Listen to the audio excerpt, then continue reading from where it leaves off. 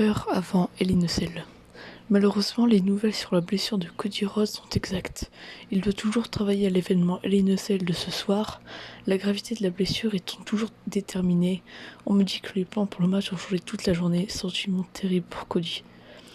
On était tous comme ça quand on a appris cette information, parce que c'était clairement le match de la soirée. Du coup, on se demandait tous si le match entre les deux allait avoir lieu. Alors, pour spoiler, le match a bien eu lieu et il était bien. Donc on en reparlera plus tard. Bienvenue dans le récap de Hell in a Cell. On est parti. Je pense que je me trompe pas si je dis que le show n'était pas vraiment hype et qu'on n'avait pas super hâte de le voir, parce que comme Roman Reigns qui détient les deux titres n'était pas là et qu'il manque par exemple beaucoup de catcheurs, on avait un peu peur du résultat, mais ce qui compte, c'est que le show était très bien, et on l'a vu avec l'opener qui a vraiment mis une très bonne ambiance. Un opener qui confronte les championnes Bianca Belair, qui défend son titre contre Becky Lynch et Asuka. Alors on s'en doutait, mais Asuka après le tombé final, même si elle a vraiment fait un bon match, elle était là dans la plupart des bons spots, notamment au début quand elle a tenté une prise de soumission sur Bianca Belair et qu'elle lui a fait une powerbomb dans le coin. Alors Asuka a un peu loupé la powerbomb, hein. Je sais pas si c'est vraiment Bianca Belair ou Asuka, mais la powerbomb avait l'air quand même assez violente, mais Asuka n'avait pas l'air de s'être blessée ou quoi. Un autre bon spot du match, c'est quand Bianca Belair était KO au sol et que Asuka était sur la troisième corde. Becky Lynch est arrivée et a pris Asuka pour la balancer sur Bianca Belair. Franchement, c'est un bon spot aussi et franchement, je l'ai beaucoup apprécié. On parle beaucoup d'Asuka dans le match, mais il faut aussi parler de Bianca Belair qui a fait une super performance, notamment en faisant beaucoup de moves aériens ou en mettant des bonnes droites comme on voit sur l'image. Franchement, elle a fait une très bonne performance et c'est mérité qu'elle conserve le titre. Becky Lynch, quant à elle, a été un peu plus discrète, même si elle s'est quand même fait bien voler le match par Bianca Belair à la fin, parce qu'elle a porté son finisher sur Asuka, mais Bianca Belair qui a fait une action un peu de heal, a pris Becky Lynch, l'a envoyée à l'extérieur du ring et a fait le tomber sur Asuka pour remporter le match. À la fin, on voit bien que les deux femmes se regardent. Il va certainement avoir une revanche à Money in the Bank contre les deux. Sinon, moi, franchement, je me demande que ça, parce que les deux catcheuses ont déjà prouvé à plusieurs reprises que sur le ring, ils sont très fortes. Donc, franchement, s'ils veulent faire une revanche, il n'y a aucun souci. Bon, je pense que je me trompe pas si je dis que ce match-là, on s'en foutait un peu. C'était le match entre Bobby Lashley, Omos et MVP. Alors, c'était un 2 contre 1. Et franchement, ils s'en ont quand même bien sortis. C'était passable. Comme le match était pas long, en vrai, ça allait. Mais en tout cas, à la fin du match, ce qui était notable, c'est que Cedric Alexander est venu aider Bobby Lashley, ce qui a empêché Omos de porter son finisher. Et donc, Bobby Lashley en a profité pour mettre son spear sur Omos. Et comme MVP était l'homme légal et qu'il ne pouvait pas faire le changement, Bobby Lashley en a bien profité en portant sa prise de soumission, histoire de le faire souffrir un peu. Donc j'espère que c'est une fin de rivalité, parce qu'on s'en fout un peu du match-là. Et je sais pas ce que ça fait en pay-per-view, surtout que le titre intercontinental est par exemple pas défendu, alors que ça mériterait d'être comme dans un pay-per-view. Donc j'espère que c'est une fin de rivalité. Mais en tout cas, à la fin du match, Bobby Lashley va prendre une ceinture d'un fan du public, montrant peut-être qu'il va se diriger vers Roman Reigns. Franchement, moi je dis pas non. Pourquoi pas Match Spear contre Spear? Pourquoi pas SummerSlam ou Money in the Bank? En tout cas, j'espère que c'est la fin de cette rivalité. Voilà un match où j'avais un peu d'attente. Ezekiel contre Kevin Owens. Alors on est d'accord que la rivalité entre les deux est pas folle, mais on sait que les deux peuvent quand même faire un bon match. Ils l'ont prouvé, notamment au début du match, où Ezekiel a vraiment démarré sur un chapeau de roue en mettant un coup de genou sur Kevin Owens et en montant sur la troisième corde pour faire une descente du coude. Alors franchement c'était bien et j'ai vraiment cru que le match allait durer 10 secondes. Mais ça va, c'était un peu plus long. Kevin Owens a été à l'extérieur et a projeté Ezekiel dans le poteau, ce qui l'a fait saigner. Franchement c'était quand même bien le match. Je crois qu'il a pas vraiment duré longtemps, peut-être moins de 10 minutes. Donc franchement c'était une parfaite durée pour le match. À la fin du match, Ezekiel voulait monter sur la troisième corde pour faire sa descente du coude, mais Kevin Owens a fait bouger la corde pour qu'il tombe à moitié. Il en a profité pour mettre 2 super kicks sur Ezekiel, il l'a relevé et lui a crié Elias parce que Kevin Owens est persuadé que Ezekiel c'est Elias et Ezekiel dit que c'est le frère d'Elias. Bref, c'est une rivalité un peu floue. Mais en gros, à la fin, il lui a crié Elias et lui a mis un stunner pour le compte de 3. Donc Kevin Owens remporte ce match. Et c'est le moment du match que beaucoup attendaient. Ce Judgment Day contre l'équipe de AJ Styles, Finn Balor et Liv Morgan. Alors franchement, j'étais même pas vraiment hype par le show parce que je vous avouerai que moi je regarde SmackDown et pas vraiment Raw, même si j'essaie quand même de suivre Raw. Donc j'étais pas à fond sur la rivalité, etc. Mais le match, on pensait beaucoup de rumeurs comme qu'il y allait avoir un nouveau membre pour ce Judgment Day, ou même que Finn Balor allait trahir son équipe pour les rejoindre. Alors, à la surprise de tout le monde, on n'a pas eu de nouveaux membres et Finn Balor n'a pas trahi l'équipe. Alors on a quand même eu un bon match. Finn Balor qui a AJ Styles et Edge se sont quand même beaucoup affrontés, j'ai l'impression. C'est un peu compliqué de rentrer dans les détails parce que je vous avouerai que le match, j'étais pas vraiment dedans. Mais en gros, à la fin, Finn Balor a affronté Edge. Il lui avait placé son coup dans le coin et était prêt pour porter son coup de grâce. Rhea Ripley est arrivée pour lui dire de pas sauter. Elle s'est mise entre Edge et lui. Liv Morgan est arrivé pour la sortir du ring, sauf que Edge, il avait repris ses esprits, donc il a contré la prise de Finn Balor et lui a porté son spear pour le compte de 3. Alors, comme j'ai dit, pas de nouveaux membres, et à la fin, je pensais que Finn Balor allait quand même les rejoindre, mais non, personne va rejoindre le clan, même si Edge avait quand même bien tease. Donc oui, je sais pas, peut-être à SummerSlam, trahison de Finn Balor ou quoi. En tout cas, on verra peut-être dans les prochaines semaines. En tout cas, on va pouvoir passer au prochain match. Et on passe au seul match de SmackDown. Alors c'est vraiment chelou. Alors, le titre de SmackDown n'est pas en jeu, celui de Roman Reigns. Et Ricochet défend pas son titre, ça sera la semaine prochaine à Raw, à SmackDown plutôt, où il va défendre son titre contre Walter. Mais je sais pas pourquoi ils ont mis ce match, même si la rivalité entre les deux, ça va, elle est pas grave ou quoi, elle est bien. Mais quand même, mettre seulement ce match pour SmackDown, c'est quand même bizarre. Bref, le match entre Matt Moss et Happy Corbin dans un match no holds barred, c'est-à-dire que tout est permis. Donc c'était quand même un match assez violent parce que la rivalité entre les deux, c'était quand même que Matt Moss, il en avait marre de Happy Corbin qui l'utilisait un peu comme un esclave un peu. Et du coup, Happy Corbin, il va essayer de le blesser. En tout cas, il l'a blessé à SmackDown au niveau du coup. Il est revenu à SmackDown la semaine dernière. Et donc là, ils s'affrontent. Et on sent que les deux sont vraiment... Ils veulent défoncer l'autre. Et du coup, le match est quand même bien violent. Et à un moment, Happy Corbin va mettre une chaise autour du cou de Matt Moss et va l'envoyer dans la table des commentateurs. C'était pas super violent. En vrai, je préfère quand même que quand ils mettent la chaise autour du cou, ils balancent dans le poteau. Je trouve que ça fait encore un effet un peu plus violent. Mais sinon, à la fin du match, il va ramener un escalier sur le ring et Matt Moss va l'utiliser contre lui et va mettre une chaise sur le cou de Happy Corbin et va prendre l'escalier et écraser l'escalier sur la chaise pour un peu lui briser le cou, quoi. Donc c'est quand même assez violent. Matt Moss fait le tomber pour le compte de 3.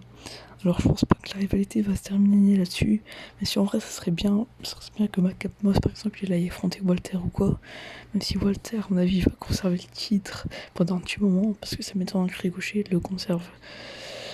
Donc on verra bien ce qu'ils vont faire de Matt Moss en espérant qu'il se fasse pas virer, ce serait vraiment con pour lui quoi. Surtout que Matt Moss à mon avis ça va être un très bon talent, même si ça m'étonnerait qu'il aille chercher le titre de Roman Reigns. On verra bien ce qu'ils vont faire de lui à SmackDown. En tout cas, j'ai très hâte de voir ce qu'ils vont faire. L'avant-dernier match de la soirée qui oppose Austin Theory, le champion intercontinental, contre Mustafa Ali. Alors franchement, le match est quand même bon et beaucoup de gens voulaient voir Ali gagner, dont moi qui aime bien Ali. Franchement, c'était un bon match. Et franchement, le titre des États-Unis devrait être défendu plus souvent en PPV. Surtout que, bon, en ce moment, le titre intercontinental des États-Unis, en PPV, ils se défendent presque jamais. Alors que franchement, ils pourraient faire des bons matchs, notamment par exemple dans des shows WrestleMania ou quoi, qui devraient mettre des matchs pour le titre intercontinental et des États-Unis. Ils l'ont prouvé en faisant quand même un bon match qui a pas duré trop longtemps. Après, comme c'est avant le main event, c'était plus pour calmer les fans et tout. Alors, mais même s'ils étaient à fond dedans, surtout qu'ils étaient derrière Ali, donc ils nous ont fait un bon match. Mais même si Austin Theory va gagner, même si maintenant ça s'appelle juste Theory, Austin Theory va gagner, même si il a fait un bon match, Mustafa Ali, il va tenter plusieurs fois son finish qui à chaque fois va se faire contrer. Et à la fin, Austin Theory va faire son finish pour gagner le match. Bon, je suis un peu triste pour Mustafa Ali parce qu'en ce moment il fait rien pauvre. Alors que franchement, comme il l'a montré dans le match, il a franchement du talent. Donc il devrait l'utiliser mieux, même si apparemment la WWE veut le mettre dans la mid-card et il affronte des randoms, même s'il se fight presque pas en fait. Il y a vraiment beaucoup trop de talents qui sont sous-estimés à la WWE. Même si comme il y a beaucoup de catcheurs, ils peuvent pas utiliser tout le monde. Mais bon, c'est pas grave. On espère quand même qu'il ira chercher un titre des États-Unis dans pas longtemps. On verra. Et en tout cas, théorie pour l'instant, je sais pas qui va le détrôner. Peut-être Cody Rhodes ou Seth Rollins. Je sais pas. Mais pour l'instant, en tout cas, il est chaud. Bon, c'est l'heure du main event entre Cody Rhodes et Seth Rollins dans un match Hell in a Cell. Alors, comme je vous ai dit dans l'intro, on savait pas si Cody Rhodes était en état catché, et pourtant il a quand même fait un très bon match. Alors, le match va commencer très bien pour Cody Rhodes, qui va commencer à faire un figure four deadlock, mais Rollins va ramper jusqu'au bord du ring. Il va réussir à prendre un candlestick pour frapper là où Cody a mal. Et c'est à partir de ce moment-là que Seth Rollins va commencer à s'acharner sur la blessure de Cody Rhodes, qui est vraie, c'est pas la WWE qui a fait genre qu'il était blessé, il est vraiment blessé. Donc bon, ça se voit qu'il est pas non plus très fort pour pas vraiment le tuer quoi, pour pas le blesser à vie. Mais quand même c'était un match comme bien violent. Les deux se sont battus plusieurs fois à l'extérieur du ring. Ils se sont envoyés dans la cage et tout. Ils ont quand même bien utilisé la cage. Même si c'est dommage qu'ils sont pas passés à travers la cage ou qu'ils sont montés sur le toit.